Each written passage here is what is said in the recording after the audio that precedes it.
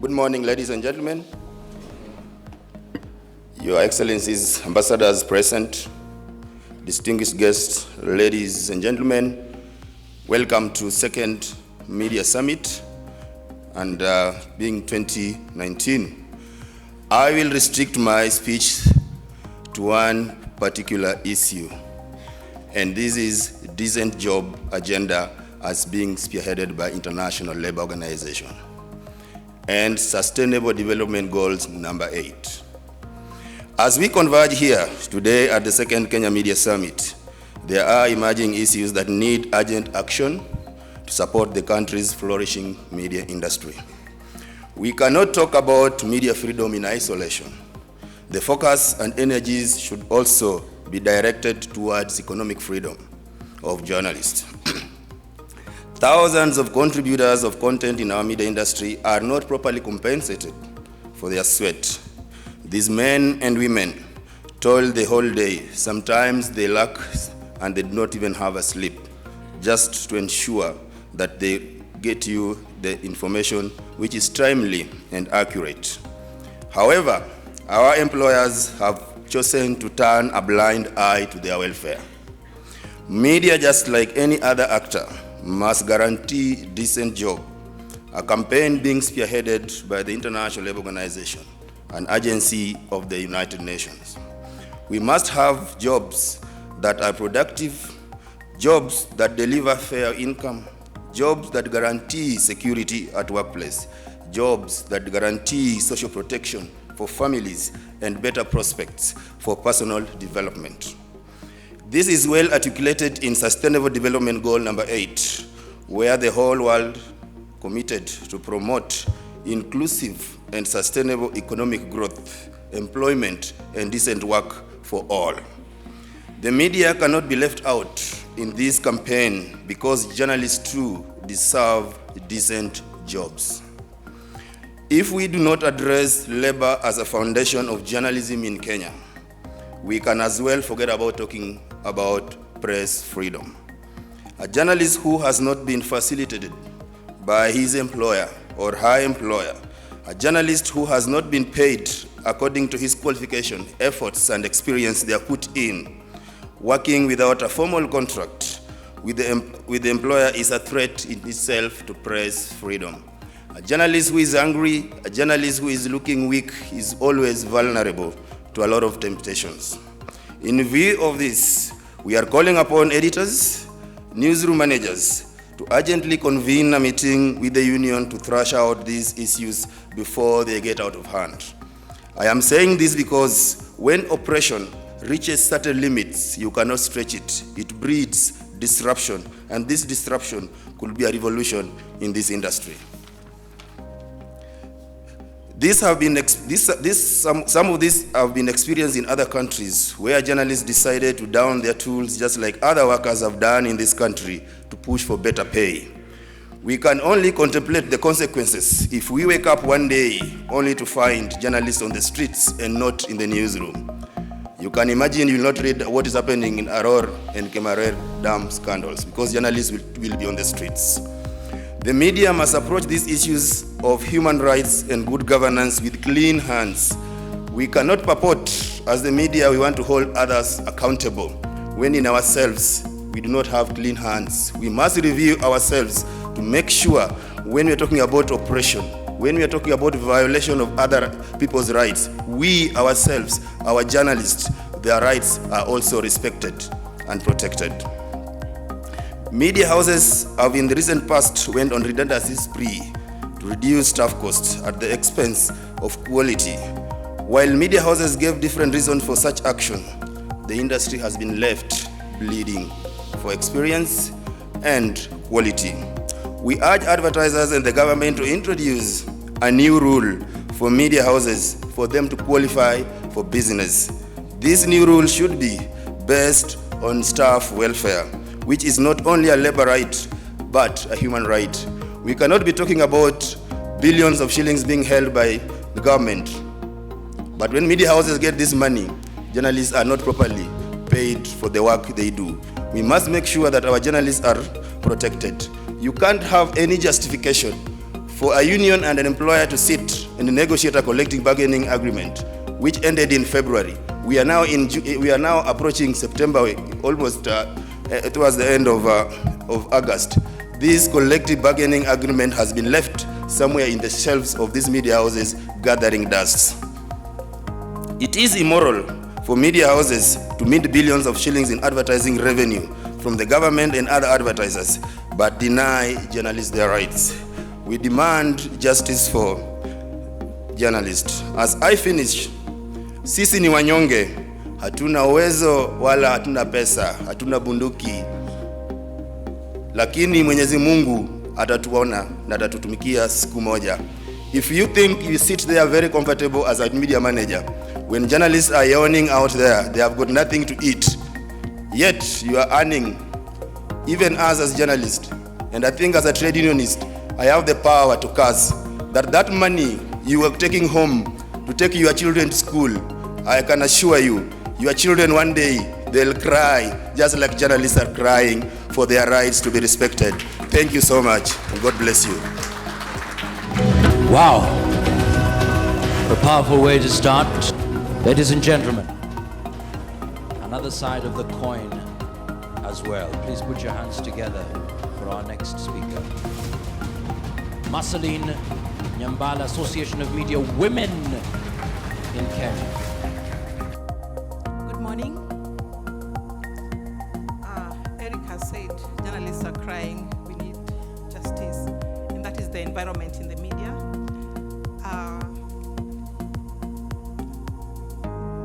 Executive Director of Media Council, Omoyo, Your Excellencies, Ambassadors, American Ambassador, Mark Carter, Ambassador, German Ambassador, Canadian High Commission, Jerome Ochieng, President of KUJ, Secretary General.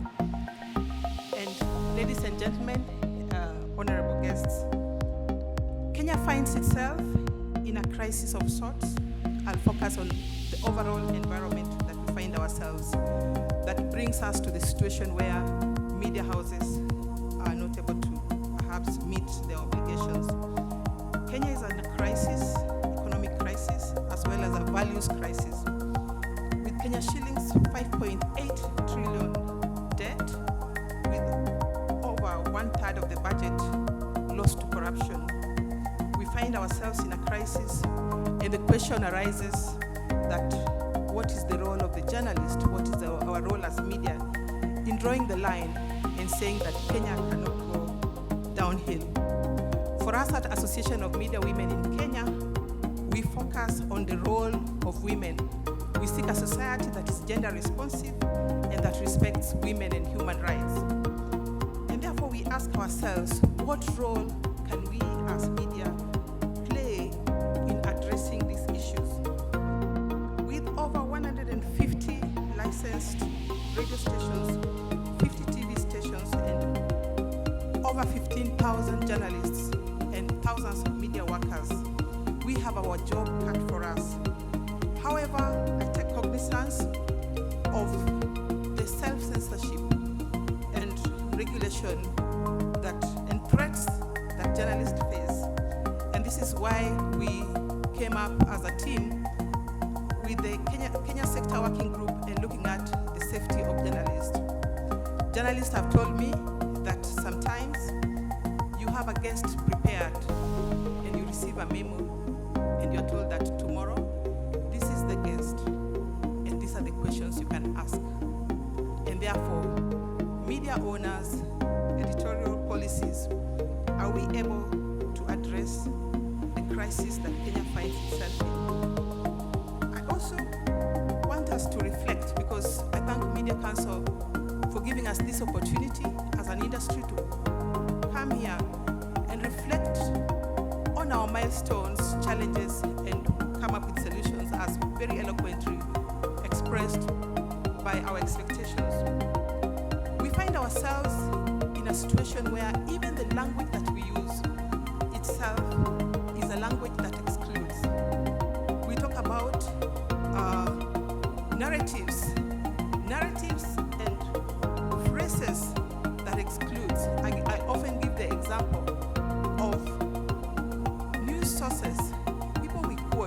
and we say, this is the tribal spokesperson of Mount Kenya, the tribal spokesperson of the Luo, the tribal spokesperson of the Abaluya. But I ask myself, where is the tribal spokesperson of the Garba, the Munyoyaya, and the women on the tables that we're talking about?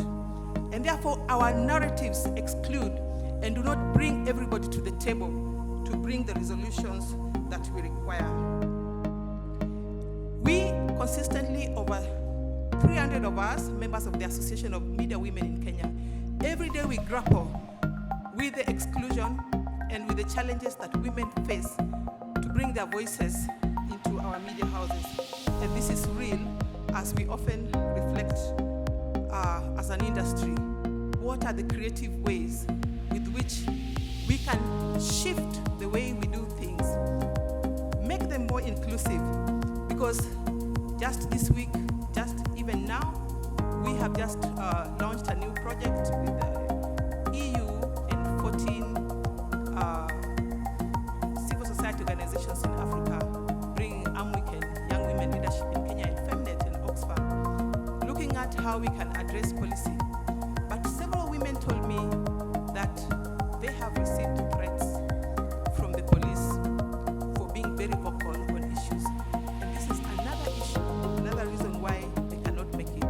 There are several reasons that women cannot make it that are more, we can address easily. And this also speaks to the issue about the safety of journalists and the safety of human rights defenders in bringing issues to the fore.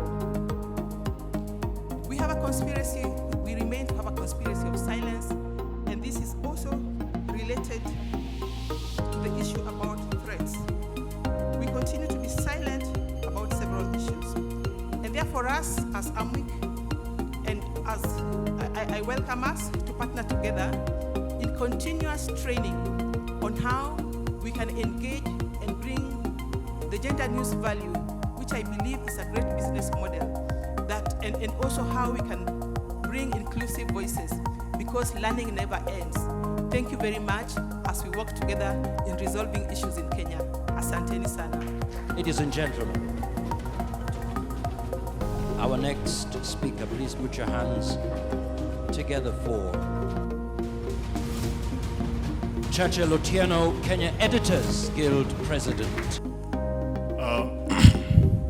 Ambassador Kyle from the USA, Ambassador Lisa, my CEO Stephen Kitagama of National Media Group, our host David Omoyo, the CEO of Media Council, or regulator, members of the media fraternity, good morning. Good morning once more. I think I'll take the shortest time because I have a lot to say and I can't possibly say it all here this morning.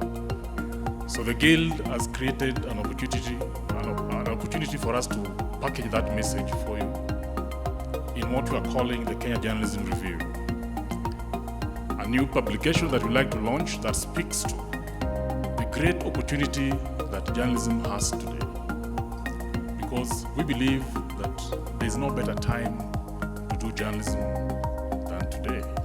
Because today, every single person has a chance to project their information to the world. And for that reason, our audiences are always ever seeking credible and reliable information. And who else knows how to find this information and to deliver it to the world, if not ourselves as journalists? So the Guild is happy to use this moment, and we are grateful to the Media Council for allowing us to use this moment to unveil a new platform where journalists discuss how to grab this opportunity. Because given the immediate challenges that we have, especially challenges around monetization, sometimes we can't see this opportunity clearly. But I think we all must close the book of lamentations and open and challenge ourselves to grab this opportunity. So if you allow me, David, if you allow me, friends, I'll invite Ambassador Kyle to walk with me to the end of the stage there, and I'll invite Wangari Mwangi to kindly come to the front, because this publication has an editorial board composed of editors-in-chiefs in this country, and Wangari today is representing that board. and we'd like to use this chance to just unveil it. Yeah.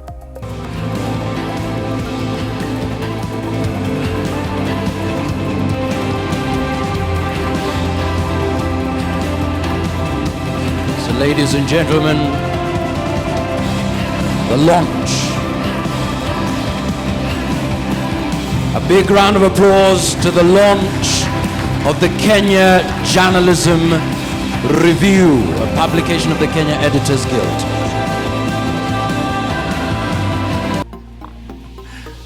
Good morning, everyone. Thank you for allowing me to come and speak to you this morning and talk about free press. And I want to speak this morning about the impact it can have on this country and the positive impact it can have on this country. And first, let me give you a little background. As you know, I was in politics for about 18 years before I came here, 10 years in the Illinois State Senate. If you know anything about Illinois, you know that we have had some great presidents come from Illinois. Not just President Obama, but Abraham Lincoln as well. And but one of the things Illinois is known for as well is what I call thievery, not corruption. But in fact, some of my exposure to that is because of journalists. And I want to mention a couple, and I think you're free to borrow anything that these gentlemen have done with your own publications. But one is an African-American gentleman by the name of Elliot Davis of the Belleville News Democrat, a local paper from where I came from. And he had this, he was a television journalist, but he would show up without giving, with no notice whatsoever. And he had a program that's called You Paid For It. And it was what the citizens paid for.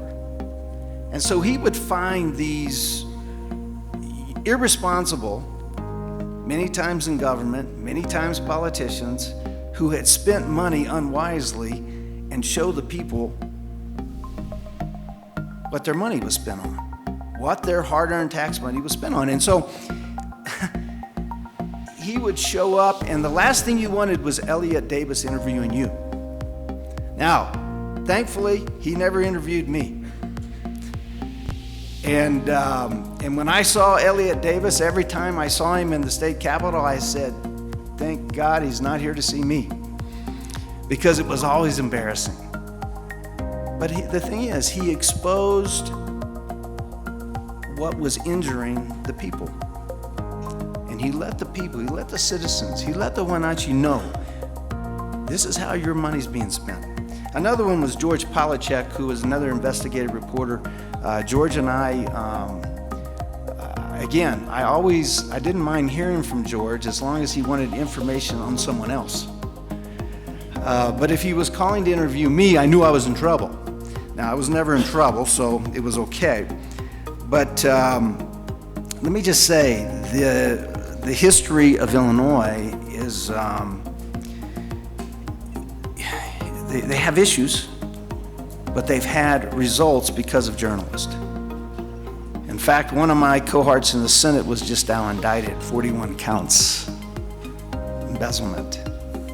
That was a week ago. So, at least in Illinois, people are being held accountable. And so, let me just say, my vision, and I think this is very important to start with, my vision for Kenya is one of prosperity.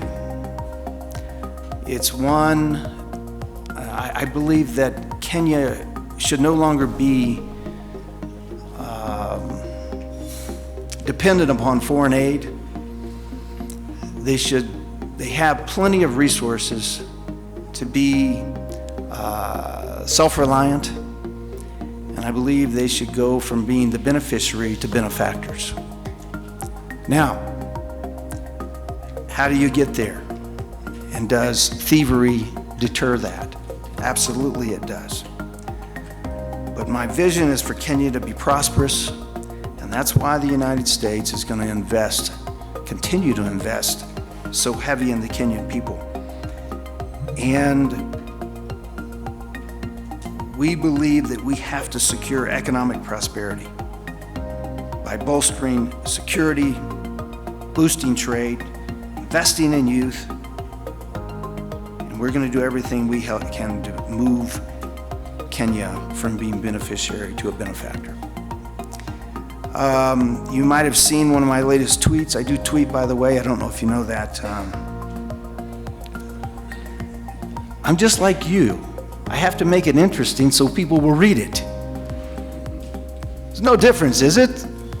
If they don't read, they're not going. If they don't read your publications, they're not going to buy them, and they're going to ignore them. So I have to make it interesting. But if you notice the TED Talk that I just posted from Ali Mufaruki from Tanzania, talks about rising Africa. Kenya has enormous human and natural resources so that they can stand on their own. But this thievery is getting in the way. And Kenya must end this. It's a culture, unfortunately, that people have become used to, which is why I don't call it corruption. If you see petty theft in the villages, you know that the consequences are brutal, not even according to the law. And so why should we not be just as outraged when a person in a suit steals $1 billion shillings? The young people of this country deserve much better. They deserve a role model that has integrity. They are the future of this country, and they can become, if we are not careful, the biggest problem for this country. If we do not provide them a rejuvenated economy that allows them to go to work and provide for their families. We don't have time to waste.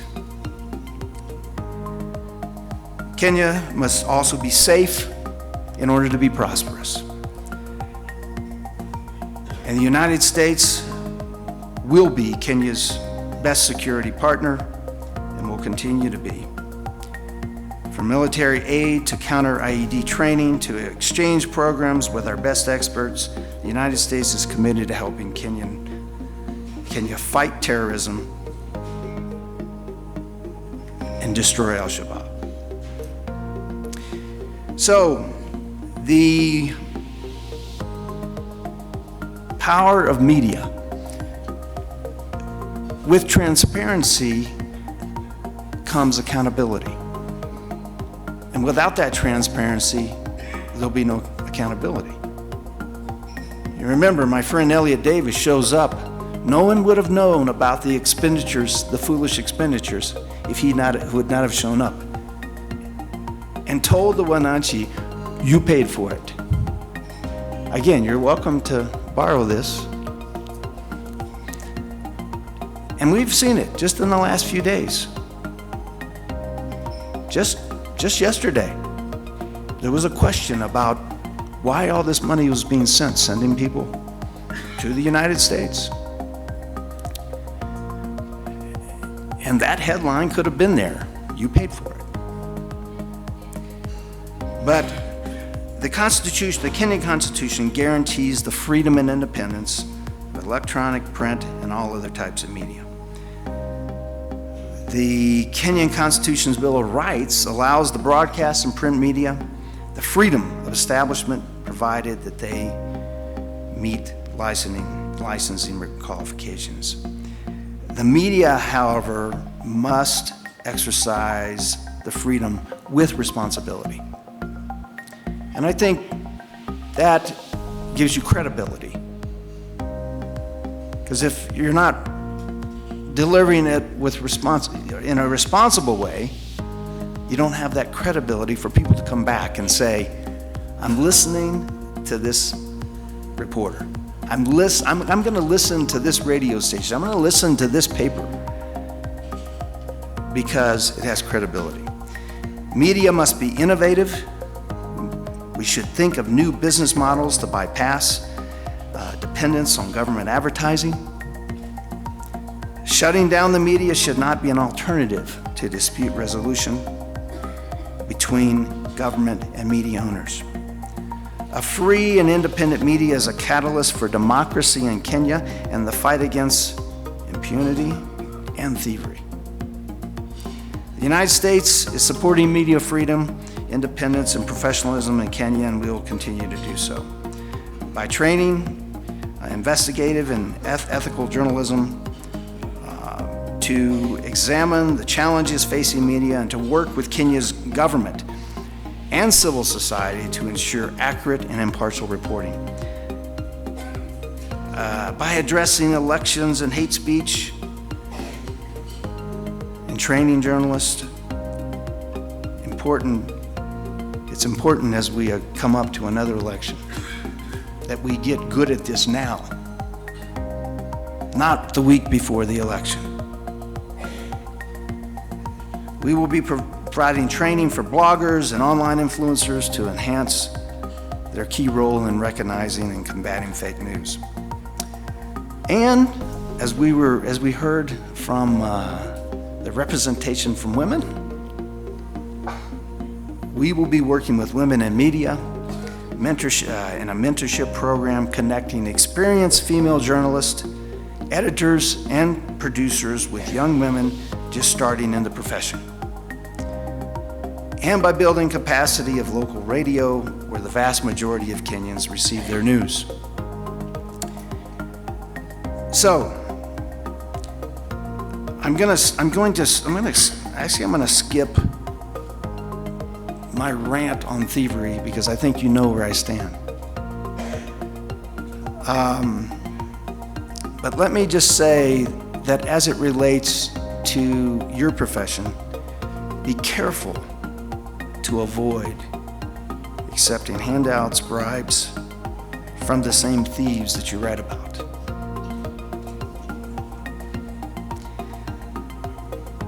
So just as the media demands high ethical standards of public figures and government officials, journalists and their media houses must also exhibit high standards and ethical considerations if the fight against thievery is to succeed. So,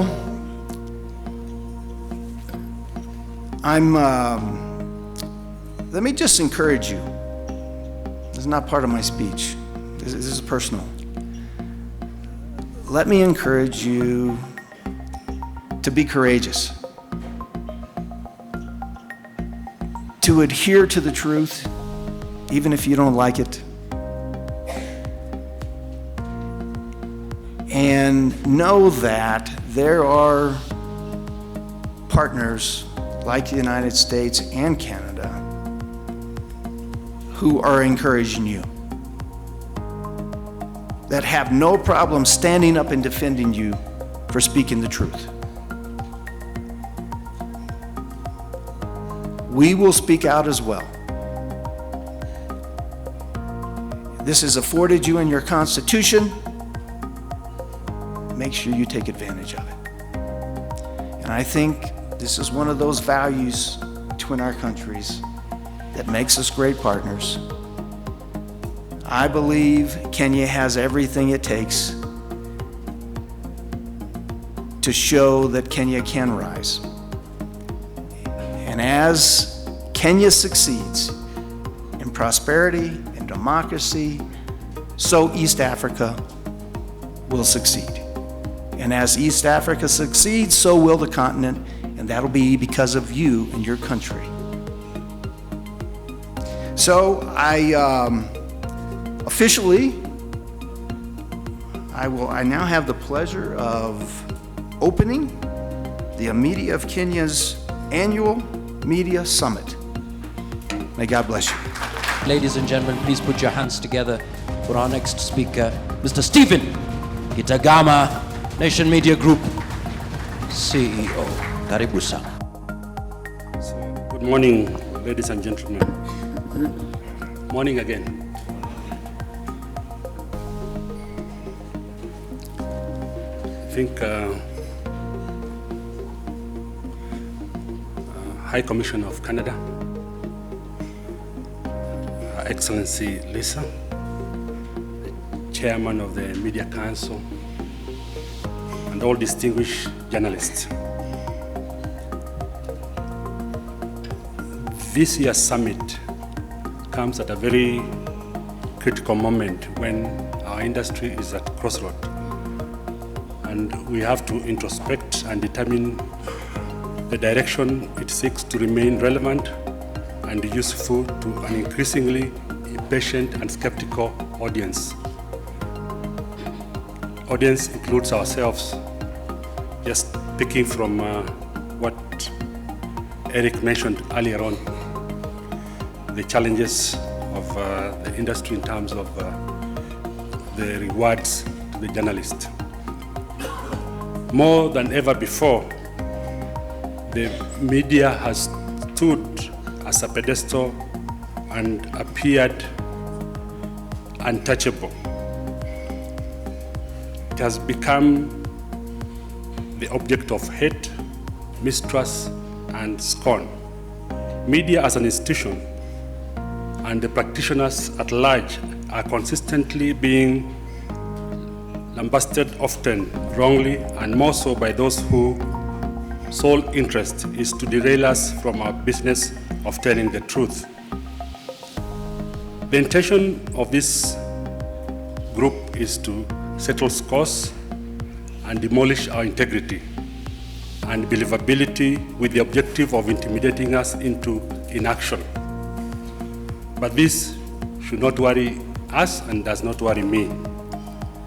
I'm particularly perturbed when we are being we are being challenged for putting out incorrect stories, publishing inaccurate stories that are base and childish. Such instances challenge our standing and extinguish our position as the watchdog, as the vanguard for the good society.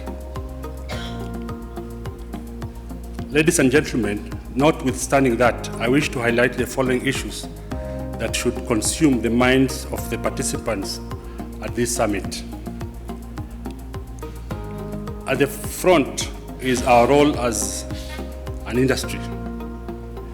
Our role is founded in the bedrock of a set of core values that hinge around our independent voices, delivery of freedom of expression, and diversity. It is journalism whose mission is to be a trusted partner to our emerging democracies, a champion of the industry, a champion of the ordinary person in his or her interaction with the government of the day, a voice for the rule of law and respect for human rights, and a strong advocate for free market economies. We all know that free market economies cannot thrive without an independent media.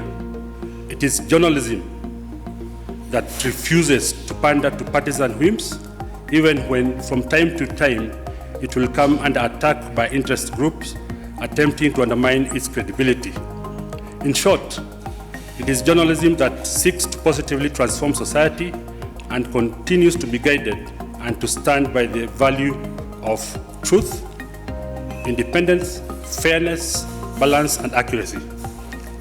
On this, I'm reminded of the famous quote by the Irishman, Dolly, who stated that the job of a newspaper, and in this case, we take a newspaper as a media, is to comfort the afflicted and afflict the comfortable,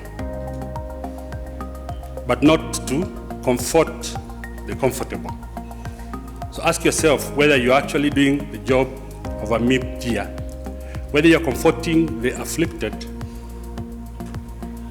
or you are comforting the afflicted. Now, we remain the public watchdog, and we are looked upon to play this role fearlessly and relentlessly. In this context, we stand to champion democracy and good governance and creation of an open society where citizens enjoy every fundamental liberties. For us in Kenya, we are backed by the Constitution, which in Section 34 and 35 anchors media rights and freedoms. However, I'm deeply aware that our discharge of professional constitutional mandates is more often than not severely hamstrung. The media stands accused, and to paraphrase Philip Ocheng's book, I accuse the media of several transgressions that undermines its role as a custodian and a promoter of public interest.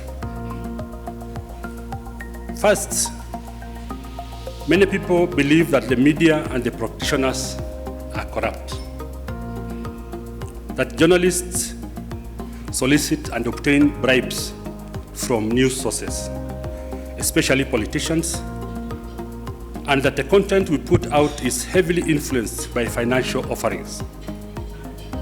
I have no evidence about the claim. I know on many occasions when such allegations have been made to me and to most other media managers, we have asked for evidence of corroborating facts, but this has never been delivered. Nobody has ever delivered evidence to show, at least myself, that this is as a result of corruption. Now, even so, the mere fact that our consumers and stakeholders entertain and make such comments in our sector and our profession, it is a concern. I think this is a significant issue that we need to discuss. Second, we have been accused of political and ethnic biases. I think ask yourself whether this is applicable in your case. The other significant point I wanted to talk about is the quality of our journalism. It is important that we do not allow the quality of our journalism to be challenged. Before I conclude, allow me to thank most of you who are actually former NMG employees, NMG alumni, for your invaluable contribution to the group as we celebrate 60 years of our anniversary. As we celebrate this anniversary, our theme is to remain true and timeless, which captures our rich heritage and commitment to a sustainable future as we commit our mission of being a true, trusted, and independent media champion. Ladies and gentlemen, we are messengers, we are storytellers, fact checkers, we are explainers, and trusted champion. In this regard, we are proud to stand alongside our journalists and will never shy away from protecting their lives and ensuring their safety while advocating our media freedom. The media is not without flaws, and where we go wrong, please let us be forthright and humble to accept our mistake. Our story is still being written as the next chapter unfolds, and confident that our mission of transforming society, despite the challenges and the tides in the global competitive environment will be achieved. Therefore, in the interest of time, I would like to wish you fruitful deliberation, and thank you and God bless you. Ladies and gentlemen, please put your hands together for David Omoyo, CEO, Media Council of Kenya. Your Excellencies, Ambassadors and High Commissioners here, in particular Kyle Makata in absentia and Lisa Stadelba, High Commissioner to Canada, media sector stakeholders, CEO NMG, MD KBC, the editors, journalists, and everyone in here, our partners and sponsors, and you notice we have quite a number this time. Ladies and gentlemen, good morning. There are two things we media and government have in common, and that is we are accountable to the public. That is, the public is the final barometer in what we do. For government, of course, it's through the election cycle and the many opinion polls, even if those in this country are questioned. For the media, this is measured by readership, listenership, viewership, and circulation. And indeed, at the Media Council, we have a constitutional mandate that requires us to do an annual review of the performance and the general public opinion of the media. But the last time we did it and released the result in May, at least you saw the public still has confidence in media. When the media has a favor of a public, they flourish and get currency, that is advertising, and support to move forward. Now, given that accountability in media reflects the audience numbers, it's good that we look how these are measured and come up with an agreeable standard.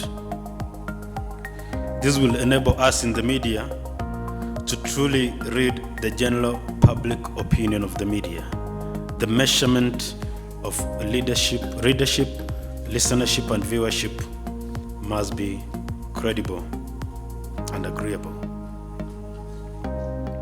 A second level of accountability lies in how we carry our profession as media practitioners. The ethics and the code of conduct and the editorial decisions, not mentioning what Bwana Gitagama spoke a while ago.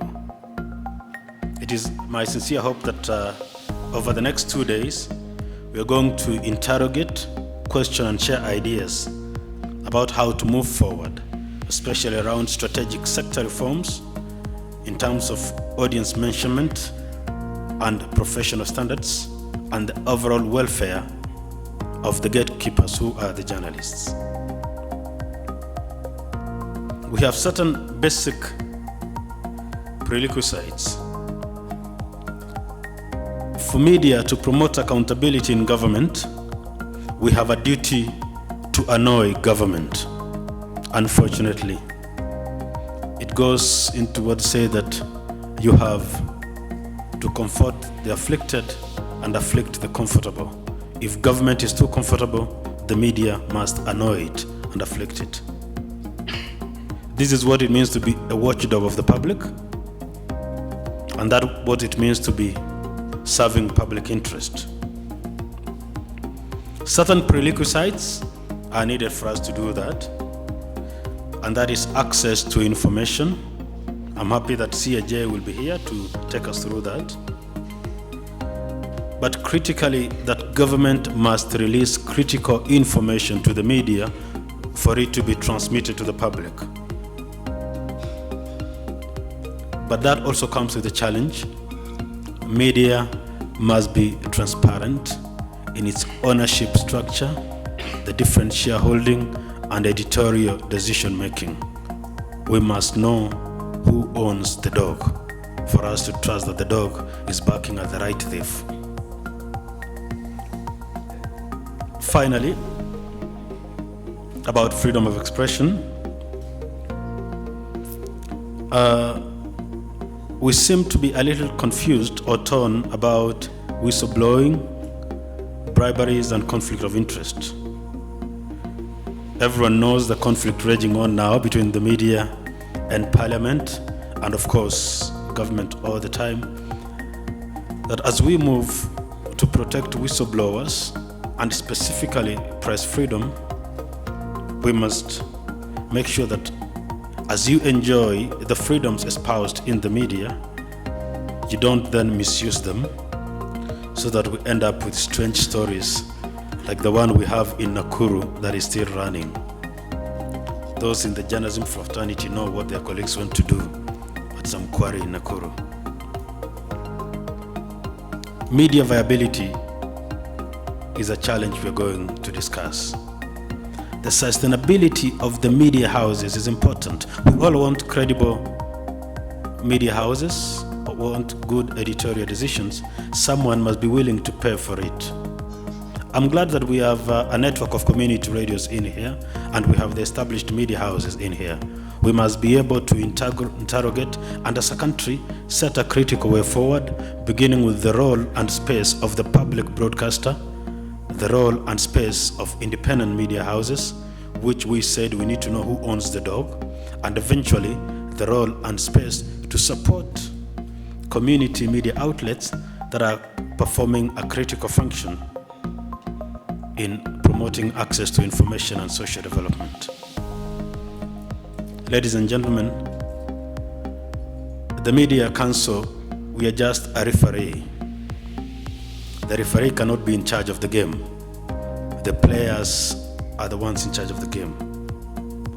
So this media summit that we opened this morning belongs to you, all the stakeholders. Please be open-minded, transparent, and participate freely to ensure that we have a very successful and fruitful discussion.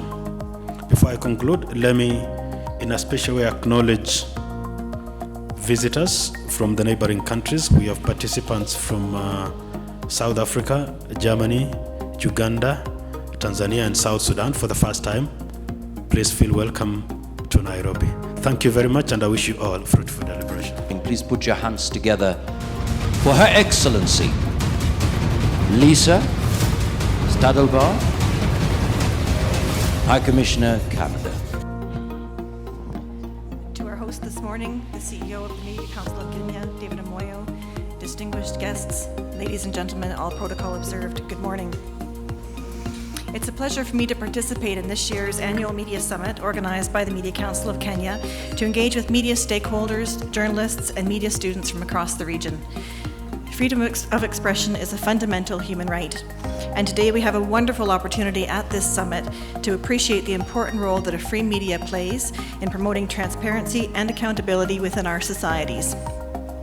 You report on important stories so that we are empowered to engage in substantive discussions, make informed decisions, and where necessary, demand accountability on the respect for the rule of law, human rights, diversity, and inclusive decision-making. Regrettably, violations of the right to freedom of expression, including overly harsh censorship of media content, as well as threats and attacks against journalists, continue to occur worldwide. In 2018 alone, UNESCO confirms that at least 99 journalists were killed globally in the line of duty, with a further 348 journalists imprisoned and 60 held hostage.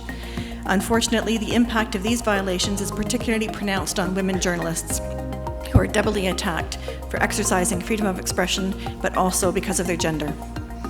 Despite the rising number of female journalists, social norms and gender stereotypes still make it difficult for women to practice their profession and to pursue a career in journalism on equal terms with men. And we're going to unpack some of those issues in the second panel this morning. Canada is proud to continue to support women's empowerment and to encourage their full participation in all sectors, including journalism, because we believe in advancing gender equality. Canada has a feminist international assistance policy, we have a feminist foreign policy, and we are putting women and girls' empowerment at the heart of everything that we do. Simply put, we cannot expect countries to fulfill their potential if we're leaving half the population behind. Additionally, Canada actively works to advance important resolutions for the protection of human rights defenders, internet freedom, and the safety of journalists at the UN Human Rights Council, the UN General Assembly, and other international fora. Recently, Canada co-hosted an international conference with the United Kingdom on media freedom, where journalists, civil society, and governments discussed effective ways to address emerging threats to media freedom. At the conference, governments were invited to sign a global pledge to protect media freedom and to lobby on cases of attacks on journalists. An international task force involving multilateral organizations and civil society was established to provide support to to helping countries stand up their national action plans to protect journalists and to protect media freedom. Additionally, there is now a new Global Media Defense Fund administered by UNESCO to support journalists with access to legal advice and training on safety and investigative journalism. Closer to home, the Canadian High Commission in Nairobi has collaborated with the Media Council of Kenya, Bloggers Association of Kenya, to support press freedom online and offline. From our work with the media in Kenya, we know that Kenyans hold the media in high esteem and trust, and they use multiple media platforms to get their news. As such, the important role that the media plays in Kenya and the strong reputation it commands compels you as journalists to provide accurate, informed, and unbiased reporting that increases public knowledge and informs public dialogue to promote transparency and accountability. This is especially important in today's information age, where fake news constantly undermines serious media coverage. In turn, the Kenyan government, civil society organizations, and individuals must also work together to safeguard an open, accessible, and safe environment where free media can report on abuses and violations without fear of retribution. Taking into account these considerations, today's summit theme of media and good governance, transparency, and accountability is especially timely. As highlighted by the President Kenyatta many times, corruption is one of the major barriers holding Kenya back in achieving its development agenda. We want to discuss these issues today by examining how the media enhances accountability and transparency in Kenya, and I encourage you to actively participate in the sessions today discussing media, accountability, and good governance. Every aspect of this summit will deepen our understanding of the media and the importance of protecting the freedom of expression. You hold in your pens, your notebooks, your laptops, your cameras, your microphones, and your mobile phones incredible power to report truth, drive conversations, and shape opinions. My hope is that your voices will continue to resonate with conviction and integrity in Kenya, because if they are silenced, our overall ability to promote and protect other rights is also seriously hindered. I want to thank all the journalists here today for their commitment and courage, and to honor the memory of those lost in the exercise of their profession or as a result of it. Canada will always defend journalistic freedom and stand against any violence, intimidation, censorship, and false arrests used to silence journalists. Thank you very much for the important work that you do, and thank you for being here today.